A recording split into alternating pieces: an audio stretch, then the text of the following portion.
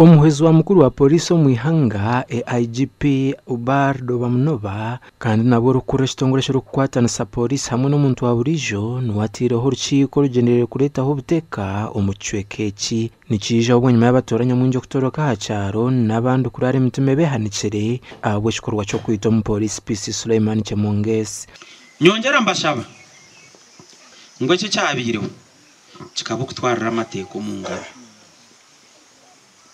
ngwe no polisi mukamuturaki no polisi mukamuturaki mbashwa mwine bemwe no mufa Lazarus ya fata ragwire mukono yo polisi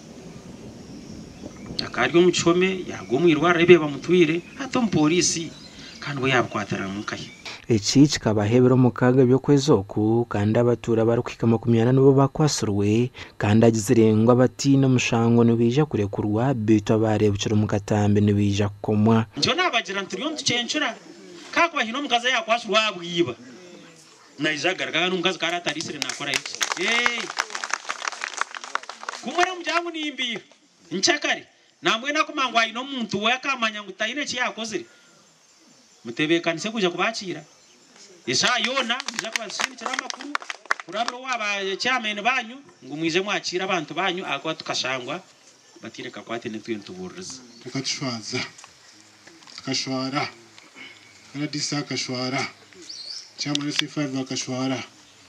namwe no yatina no kwija akwa kikamurenga areba kanu umuntu w'abantu bundi yanija hariraho ukajya taradisizayo mukashobo bya security undi mwana mugamba tumukira kuba emotional mugambira abantu bita bakumusinje umuntu okuza kora ikintu nk'ecyo nabata kine bwatanga munda ekikorete cyo niki nekoresa mu ebyo kunywa byitu ebyahangire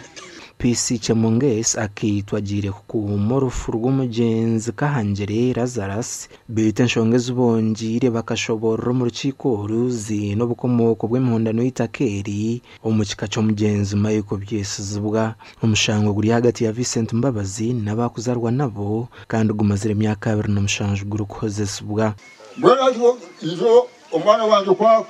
kwatwa bamtumtukanye muri kwafire atomatiasi azikira mutabano mu itaka ryanjye usito sinahora cyacezemo twabiha abana tukatwarana n'abijuru ebye bwikuru bikafa umushango nabwo gurugahugwa